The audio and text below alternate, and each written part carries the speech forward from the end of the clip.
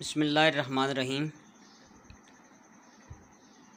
Rabbi इश्रह ली सदरी व यस्सिर ली अमरी वहलुल उक़दतम मिन लिसानी यफ़क़हू क़ौली। अल्लाहुम्मा सल्लि अला सय्यिदिना व मौलाना मुहम्मदिन व अला आलिहि व सहबिहि व बारिक वसल्लम। अज़ीज़ तलबा, अस्सलामु अलैकुम व रहमतुल्लाहि व बरकातुहू। आज हम इस्लामियात लाज़मी HSSC 1 के लेक्चर नंबर 16 की इब्तिदा कर रहे हैं, जिसके बाब 2 अरकान इस्लाम में से हज का जो अहम रुकन है उस टॉपिक को मुकम्मल करेंगे।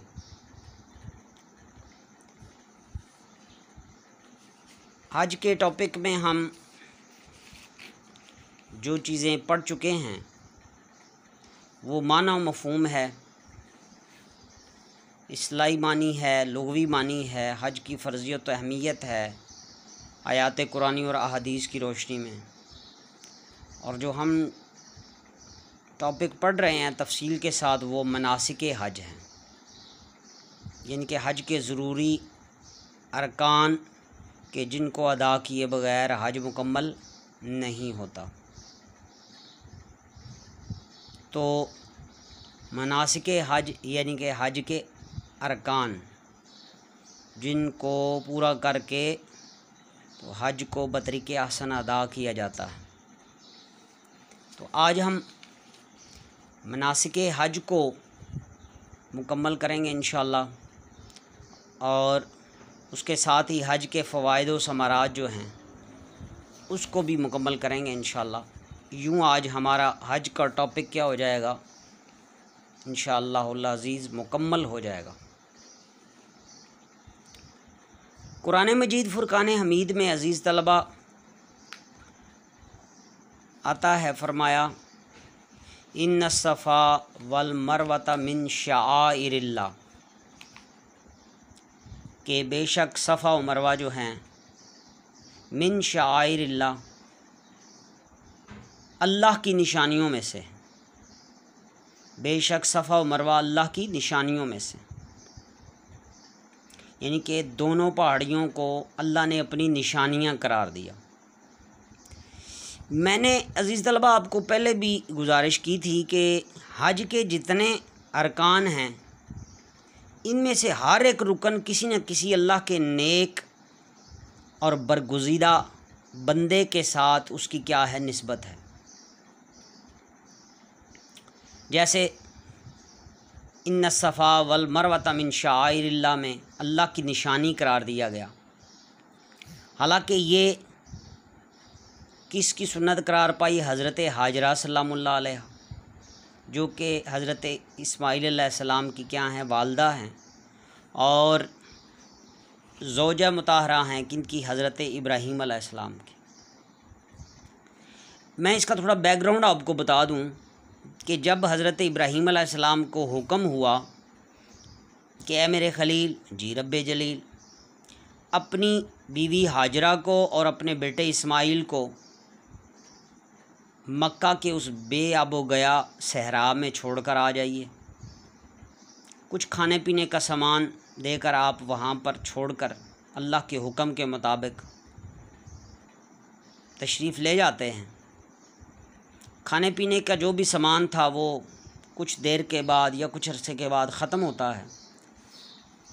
अब पानी मौजूद नहीं है, तो हज़रत हाजरा सलामुल्लाह अलैहा, जो कि इस्माईल अलैहिस्सलाम की वालदा मोहतरमा है, इस्माईल अलैहिस्सलाम को लिटाकर ज़मीन के ऊपर, तो आप पानी की तलाश के लिए इधर उधर दौड़ती हैं। एक पहाड़ी के ऊपर जाती हैं, वो सफ़ा है, और दूसरी है पहाड़ी, उसको मरवा कहा जाता है। यानी कि एक पहाड़ी से दूसरी पहाड़ी की तरफ दौड़ कर जाती हैं और फिर जल्दी तेज़ी से वापस आती हैं और देखती हैं कि अल्लाह ना करे कोई मेरे बेटे को कोई जंगली जानवर या इस तरह की कोई चीज़ नुकसान ना पहुंचा दे।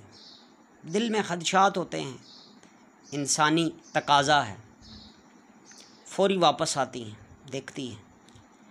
7 चक्कर आपने मुकम्मल किए, सफ़ा से मरवा और मरवा से फिर सफ़ा, 7 चक्कर मुकम्मल किए। जब चक्कर मुकम्मल करने के बाद दौड़ी दौड़ी इस्माईल अलैहिस्सलाम के पास आती हैं, तो इस्माईल अलैहिस्सलाम एड़ियाँ रगड़ रहे हैं। अल्लाह की कुदरत देखिए कि एड़ियों के रगड़ने से एक उसी जगह से एक पानी का चश्मा फूटता है और आप बड़ी खुश होती हैं इसको देखकर। यकायक वो चश्मा फैलना शुरू कर देता है, कुएं के बराबर हो जाता है और आप उसको इरशाद फरमाती हैं ज़म-ज़म। ज़म-ज़म का अरबी में माना होता है अज़ीज़ तलबा रुक जा। और वहीं पर वो जो पानी है वो क्या हो जाता है, रुक जाता है।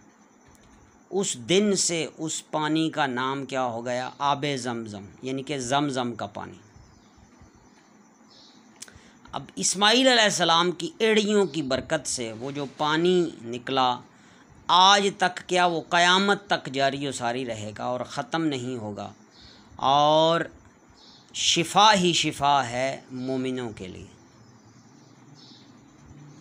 और जदीद मेडिकल साइंस भी यही बताती है और उस पानी का तज्ज़िया किया गया है बाकायदा तौर पर कीमियाई हवाले से।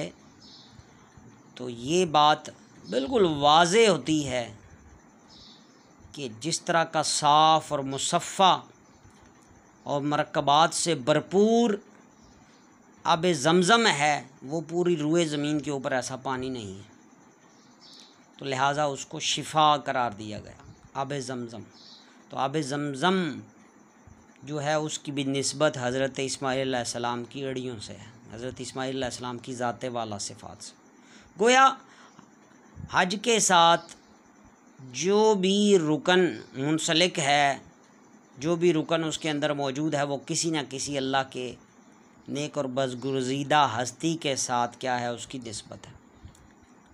फिर वकूफ़ अरफ़ा मैंने आपको बताया था कि 8 ज़िलहिजा को हाजी मिना आ जाते हैं और 9 ज़िलहिजा को हज का रुकन आज़म है क्या, मैदान अरफ़ात में पहुंचना। 9 ज़िलहिजा की ज़ोर से पहले वहाँ पर मौजूद होना ज़रूरी होता है। इमाम साहब खुतबा देते हैं और मस्जिद निमरा है, और मस्जिद निमरा के बाहर भी क्योंकि लाखों दुनिया होती है, तो उस दिन तलबा वहाँ पर अपने कैंपों में भी, और जहाँ तक आवाज़ नहीं भी जाती, ज़ोर और असर की नमाज़ें बस वहाँ पर क्या है इकट्ठी अदा की जाती। फिर मैंने आपको यहाँ तक बताया था मुज़दलिफ़ा रवानगी होती है ज़ोर असर की अदायगी के बाद। 9 ज़िलहिजा कोई मैदान अरफ़ात से मुज़दलिफ़ा की तरफ रवानगी होती है। शाम को जिस वक्त भी पहुँचे मुज़दलिफ़ा के अंदर मगरिब और इशा की नमाज़ें वहाँ पर क्या की जाती हैं, इकट्ठी की जाती, इकट्ठी पढ़ी जाती। जैसे ज़ोर की और असर क्योंकि 4 हैं तो ये कसर पढ़ी जाती है, यानी कि 2 पढ़ी जाती। कसर का माना होता है मुख्तसर कर देना। 4 हैं तो वो 2 पढ़ी जाती हैं, 2 पढ़ी जाती। तो ज़ाहिर है मगरिब की तो 3 हैं, तो इशा की मुख्तसर करके पढ़ी जाती हो। तो मगरिब और इशा इकट्ठी करके यहाँ मुज़दलिफ़ा में अदा की जाती हैं। और 10 ज़िलहिजा की जो पूरी रात है वो अल्लाह की तस्बीह और तहलील में फ़जर तक क्या की जाती है, गुजारी जाती है। खुले आसमान तले, कोई खैमा नहीं है, कोई ऐसी चीज़ नहीं है, बल्कि मैदान है। तो उस मुज़दलिफ़ा के मैदान में खुले आम अल्लाह की तस्बीह और तहलील और मनाजात में, तौबा इस्तग़फ़ार में रात को क्या किया जाता है, बसर किया जाता है। सब के सब हुज्जाज वहाँ पर मौजूद होते हैं। फिर आगे मिना में क़याम है। 10 ज़िलहिजा को नमाज फ़जर के बाद, 10 ज़िलहिजा को नमाज फ़जर के बाद सूरज तुलू होने से पहले हाजी जो हैं वो मिना की तरफ जाते हैं, मैदान मिना। फिर आगे देखिएगा हेडिंग्स, रमी जमरात। मिना में पत्थर के 3 सतून नस्ब हैं जिनको जमरे का कहते हैं। 10 से 13 ज़िलहिजा तक हाजी इन जमरों को कंकरियाँ मारते हैं, इसको रमी जमरात कहते हैं। मैंने आपको पढ़ा दिया है, थोड़ी सी इसकी तफसील मैं बयान कर देता हूँ कि आपने ये वाक़या सुना है कि जब हज़रत इब्राहीम अलैहिस्सलाम हज़रत इस्माईल अलैहिस्सलाम को अल्लाह की राह में क़ुरबान करने के लिए, ज़िबा करने के लिए जंगल की तरफ लेकर तशरीफ़ ले जा रहे होते हैं, तो रास्ते में शैतान वसवसे डाल रहा है, बार बार बात कर रहा है। इस्माईल अलैहिस्सलाम के करीब आता है, कभी इब्राहीम अलैहिस्सलाम के करीब आता है। इस्माईल, तुझे पता है तुझे वालिद कहाँ लेकर जा रहे हैं? जी किधर लेके जा रहे हैं? तुझे ज़िबा करने के लिए लेके जा रहे हैं। अच्छा, ज़िबा करने के लिए? कोई बाप अपने बेटे को ज़िबा भी करता है? कहा नहीं, ये उनको अल्लाह का हुक्म हुआ है। फरमाया, ऐ लईन शैतान मरदूद, दफ़ा हो जा। अगर ये अल्लाह का हुक्म है तो फिर मैं अपने आप को कुर्बान करने के लिए क्या हूँ, हरदम तैयार हूँ। कंकरियाँ उठाते हैं और उठाकर उस शैतान को मारते हैं। वो इब्राहीम अलैहिस्सलाम और इस्माईल अलैहिस्सलाम का कंकरियाँ मारना हज का रुकन बन जाता है। सुभान अल्लाह। इन कंकरियाँ मारने के अमल को रमी जमरात कहा जाता है। और 3 सतून जो हैं, ये वो 3 शैतान जो हैं, उनको ज़ाहिर किया गया है।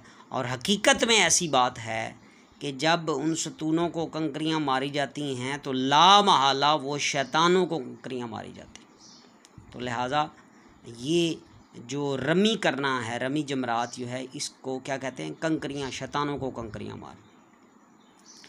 फिर अजीज़ तलबा आगे देखिए, कुर्बानी है। रमी से फ़ारिग होकर, यानी कि पत्थर मार कर कंकरियाँ जो होती हैं वो मारने के बाद हाजी कुर्बानी करते हैं और हस्बे इस्तात जानवर ज़िबा करके अल्लाह के हुजूर पेश किए जाते हैं। अच्छा, अब क्योंकि जदीद सिस्टम है तो वहाँ पर हर एक बंदा तो ज़ाहिर है अपने जानवर उठा कर नहीं लेके जा सकता। लाखों की तादाद में हुज्जाजे कराम होते हैं। लिहाजा बैंकिंग का निज़ाम है कि बैंक वाले जो होते हैं वो कांटेक्ट में होते हैं और बताया जाता है कि भाई ये फ़लान टाइम है, फ़लान टाइम पर आपकी कुर्बानी हो जाएगी और आप हलक करवा के तो आप अपना एहराम खोल सकते हैं। लिहाजा जब मैसेज आ जाता है बैंक की तरफ से या इदारे की तरफ से या हज के जो इंतज़ामात करने वाले लोग हैं उनकी तरफ से कि भाई आपकी कुर्बानी हो चुकी है, तो फिर उसके बाद हलक करवाया जाता है। मिना में कुर्बानी के बाद हाजी सर के बाल मुंडवाते या तरशवाते हैं। हलक यानी कि ट्रेंड करवाना, हलक कर, हल्के रास बालों को क्या करना, उतारना। बेहतर ये होता है, मुस्तहब भी यही है, हुज़ूर अलैहिस्सलाम की सुन्नत भी यही है कि हलक करवाया जाए ताकि सर के जितने बाल हैं वो सब के सब जो है ना वो क्या हो जाएं, उतर जाएं। मर्दों के लिए ये होता है कि उन्होंने हलक करवाना होता है और औरतों के लिए ये है कि ख़वातीन अपने बालों का जो आखिरी किनारा है उसको ऐसे उंगली के साथ बल देकर तो एंड से जो ना वो थोड़े से बाल क्या किए जाते हैं, काटे जाते हैं। तो इसको हल्के रास कहते हैं। उसके बाद जो हुज्जाजे कराम हैं वो एहराम को क्या कर देते हैं, खोल देते हैं। यानी कि यूँ हज के जो बुनियादी अराकीन हैं, अहम अराकीन है, वो क्या मनासिक हज क्या हैं, मुकम्मल हो जाते हैं। उसके बाद फिर तवाफ़ ज़ियारत है। कुर्बानी और हल्के रास से फ़ारिग होने के बाद हाजी मक्का आकर खाने काबा का तवाफ़ करते हैं, जिसको तवाफ़ ज़ियारत कहते हैं। और ये हज की ज़रूरी इबादत में से, यानी कि लाज़मन क्या करना है, कुर्बानी करनी है। कुर्बानी करने के बाद हलक करवाना है।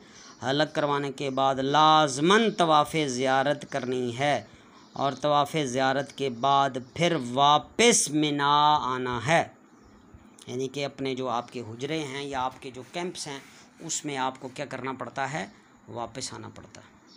तो गोया आज जो चीज़ हमने देखी वो क्या है, मुज़दलिफ़ा रवानगी 9 ज़िलहिज्जा को और फिर मैदान अरफ़ात में क़याम और उसके बाद फिर 10 ज़िलहिजा की नमाज फ़जर तक मुज़दलिफ़ा में क़याम करना है। फिर मिना में क़याम है जी 10 ज़िलहिजा को। फिर आगे रमी जमरात है, फिर कुर्बानी है, फिर हल्के रास है और फिर तवाफ़ ज़ियारत है। फिर आगे है तवाफ़ विदा। मनासिक हज अदा करने के बाद घर आने से पहले खाने काबा का आखिरी तवाफ़ है, इसको तवाफ़ विदा कहते हैं, यानी कि अलविदाई तवाफ़ करना, अलविदाई तवाफ़ करना। अच्छा अज़ीज़ तलबा, याद रखिए ये तो हज के अराकीन हैं, मनासिक हज हैं। तो इसके साथ ही फिर हुज्जाज कराम नबी अलैहिस्सलातु वस्सलाम की बारगाह में हाज़िरी देते हैं। और क्योंकि आका अलैहिस्सलातु वस्सलाम का इरशाद गिरामी है, मन ज़ारा कब्री वजबत लहू शिफ़ाअती, कि जिसने मेरे मज़ार अक़दस की ज़ियारत की, मेरी कब्र की ज़ियारत की, उस पर मेरी शिफ़ाअत वाजिब हो गई। तो फिर ये तो बहुत बड़ी बदनसीबी है कि मक्का मुकरमा चले जाना, हज के अराकीन भी अदा कर लेना, लेकिन ये किस्मत की बदनसीबी है कि इंसान वहाँ जाकर फिर हज़ूर अलैहिस्सलाम के रोज़े अक़दस पर हाज़िरी ना दे। तो फिर उसके बाद हुज्जाज कराम हज़ूर अलैहिस्सलाम की बारगाह में मदीना तैयबा के लिए कशां कशां अपनी नम आँखों के साथ क्या होते हैं, रवाना होते हैं। क्योंकि कुछ ऐसा शेड्यूल भी होता है हुज्जाज कराम का कि कुछ जो हुज्जाज कराम है, कुछ तो नहीं, खैर लाखों की तादाद में ऐसा होता है कि हज से पहले मदीना तैयबा की ज़ियारत करके आ जाते हैं, और फिर कुछ जो हैं वो हुज्जाज कराम वो हज की अदायगी के बाद मदीना मुनव्वरा की ज़ियारत के लिए जाते हैं। तो ज़ाहिर है क्योंकि हज जिनके कदमों की खैरात है और जिन्होंने सब कुछ हमें सिखाया, मनासिक हज सिखाए, नमाज रोज़ा ज़कात हज जितने अराकीन हैं जिनके वसीले से हम तक पहुँचे, अगर उनकी ज़ियारत से महरूम इंसान रह जाए, जो कि हमारे ईमान का मरकज़ हैं, हमारे ईमान का महवर हैं, तो फिर सारी इबादत रांदा दरगाह हो जाती है। फिर किसी इबादत की रब को ज़रूरत नहीं है, क्योंकि हज़ूर अलैहिस्सलातु वस्सलाम की ही ज़ाते वाला सिफ़ात है कि जिनसे हमें ये सारी चीज़ें सीखने को मिली। सहाबा कराम ने अर्ज़ की, या रसूल अल्लाह सल्लल्लाहु अलैहि वसल्लम, हज का हुक्म आया है तो हज को किस तरह अदा करें? तो आका अलैहिस्सलातु वस्सलाम पर कुर्बान जाइए, आप फरमाते हैं, खुज़ू अन्नी मनासिककुम, मेरे सहाबा मुझसे हज के मनासिक सीख लो। सुभान अल्लाह। तो जिस दर से सब कुछ मिले, फिर उस दर पर हाज़िरी एक बड़ी ही खुशनसीबी की बात है। अल्लाह तबारक व तआला हम में से हर एक को मक्का मुकरमा और मदीना तैयबा की हाज़िरी नसीब फरमाए, और उम्रे की सआदत या हज की फिर इससे बड़ी सआदत हमें नसीब फरमाए। तो मैंने मुख्तसर से मुख्तसर आप तक ये टॉपिक पहुंचाने की कोशिश की है। अगर आप इसके ऊपर, मेरा ख़्याल है 5-7 लेक्चर भी खाली हज के ऊपर हों तो वो कम हैं। इसके बहुत सारी हज की फिर किस्में आ जाती हैं, हज तमत्तो है, हज किरान है, और मुख्तलिफ़ अगर तफसीलात के ऊपर आएँ कि अगर कोई हज के अंदर इंसान से गलती हो जाती है तो उसके ऊपर फिर दम वाजिब आता है। दम कहते हैं कुर्बानी करने को, कि खुदा न खास्ता एहराम की सूरत में कोई गलती कर दी तो उस पर दम वाजिब हो जाता है। तो ये बहुत सारे ऐसे मसाइल हैं जिनको आप तफसील के साथ मसाइल हज की जो बुक्स हैं उनमें से क्या कर सकते हैं, पढ़ सकते हैं, और पढ़ना भी चाहिए, क्योंकि हमारे बुनियादी अरकीन, बुनियादी अरकान इस्लाम में से हज एक अहम रुकन है। तो हम आखिरी टॉपिक की तरफ आते हैं, हज के फ़वाइद व समारात की तरफ। नंबर 1, मोहब्बत व इताअत इलाही का फ़रोग़ है, यानी कि अल्लाह तबारक व तआला की खुशनुदी और रज़ा हासिल करने का ये ज़रिया है, हज को क्या करना, अदा करना। दूसरा है ज़ब्त नफ्स की तरबियत।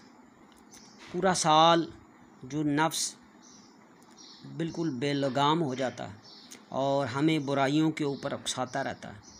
तो जब इंसान अल्लाह रब्बुल इज़्ज़त की रज़ा के लिए लिवजहिल्लाह, सिर्फ रब की रज़ा के लिए दो अनसिली चादरों में लिपट कर अल्लाह के हुजूर कहता है लब्बैक अल्लाहुम्मा लब्बैक ला शरीक लक लब्बैक इन्नल हम्दा व निअमता लक वल मुल्क ला शरीक लक। तो ये तलबिया पढ़ते पढ़ते रब की बारगाह में हाज़िर होता है और आँखों से आंसू जारी होते हैं। तो यकीनन वो रब फिर जो है ना वो नफ्स की तहारत अता फ़रमा देता है और इंसान जो है ना वो बुराइयों से फिर क्या होता है, बचता है। इसलिए आका अलैहिस्सलाम की हदीस मुबारक है ना, वो जो आपने पढ़ी थी कि हज के बाद हाजी इस तरह पाक और साफ़ हो जाता है जिस तरह अभी माँ ने उसको क्या है, जन्म दिया।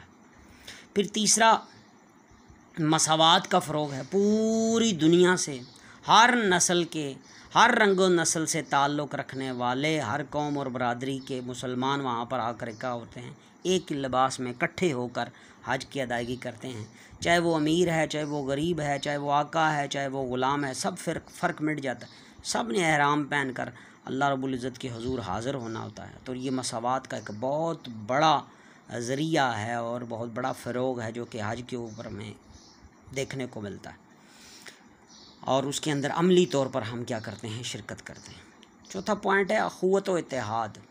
यकीनन भाईचारा और इत्तेहाद होता है। पूरी दुनिया से मुस्लिम उम्मा से जब उसके सरबराहान और उनकी आवाम इकट्ठी होती है, मुसलमानों के दरमियान अख़ुवत व इत्तेहाद का एक अमली मुज़ाहरा होता है। लेकिन मौजूदा दौर में ये चीज़, इसकी कमी है बहुत ज़्यादा कि इतना अहम मौका होता है लेकिन इस अहम मौके पर भी खुतबे के अंदर ऐसे जानदार पॉइंट होने चाहिए और ऐसी जानदार करारदादें होनी चाहिए कि ताकि उम्मत मुस्लिमा को झंझोड़ा जा सके।